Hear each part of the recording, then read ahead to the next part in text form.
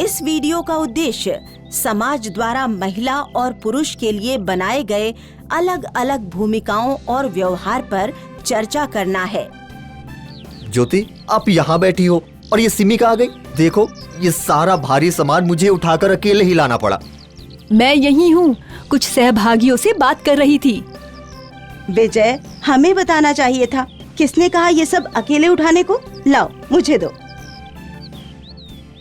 मैंने देखा था विजय को सामान उठाते हुए, लेकिन मैंने सोचा कि ये तो मर्द है, इसे आसानी से उठा लेगा। वैसे भी हम महिलाएं थोड़ी ना इतना भारी सामान उठाते।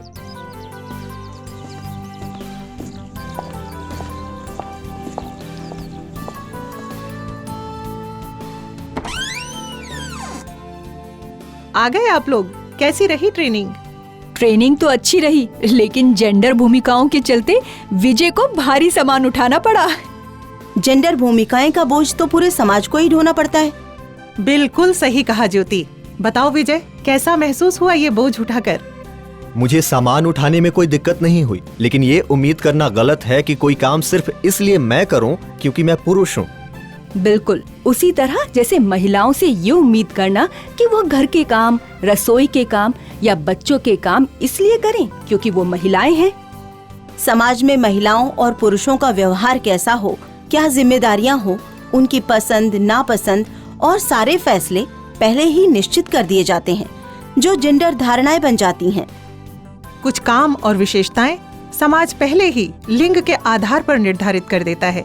मैं समझाती हूँ। याद है जो तालिका हमने जेंडर ट्रेनिंग के लिए बनाई थी? चलो एक बार दोहराते हैं। रोज की जिंदगी के कुछ अनुभवों पर बात करते हैं। सभी लड़कों को फुटबॉल खेलना पसंद है। मंडी में महिलाएं सामान नहीं बेच पाती हैं। पिता भी घर पर रहकर बच्चों की देखभाल कर सकते हैं। लड़कियों को तैयार होना या साज श्रृंगार करना अच्छा लगता है। खाना बनाना सभी बच्चों को आना चाहिए। महिलाओं को पैसों से जुड़े निर्णय लेने के लिए पुरुषों पर निर्भर होना पड़ता है। लड़कियों को तैयार होना या साज श्रृंगार करना अच्छा लगता है, ये जेंडर आधारित धारणा है या नहीं? तैयार होना या श्रृंगार करना किसी को भी पसंद हो सकता है। केवल महिलाओं के साथ इस शौक को जोड़ना सही नहीं है। कई लड़कियां ऐसी होती हैं जिन्हें तैयार होना पसंद नहीं होता। इसी तरह कई लड़के तैयार होना पसंद करते हैं। इसीलिए ये जेंडर आधारित धारणा है। बिल्कुल सही कहा विजय। सभी लड़कों को फुटबॉल खेलना पसंद है। लड़के हों या लड़कियां, उनके अलग अलग शौक और पसंद हो सकते हैं। क्योंकि वो लड़के हैं, इसीलिए उनसे सिर्फ फुटबॉल पसंद करने की उम्मीद नहीं की जानी चाहिए, या किसी लड़की से सिर्फ ये उम्मीद नहीं की जानी चाहिए कि वो घर के अंदर का ही खेल खेले। इसलिए सभी बच्चों को आना चाहिए। ये कथन सभी बच्चों को खाना बनाने के बुनियादी कौशल सीखने पर जोर देता है, चाहे वो लड़का हो या लड़की।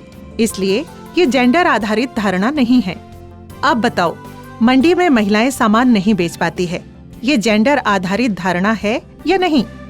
महिला किसान फसल लगाने से लेकर उसकी कटाई तक सारा काम करती हैं, फिर भी ये कहना कि वो मंडी में जाकर उसे बेच नहीं सकती, जेंडर आधारित धारणा है, क्योंकि हम उन्हें बिना मौका दिए ही ये धारणा बनाकर बैठे हैं।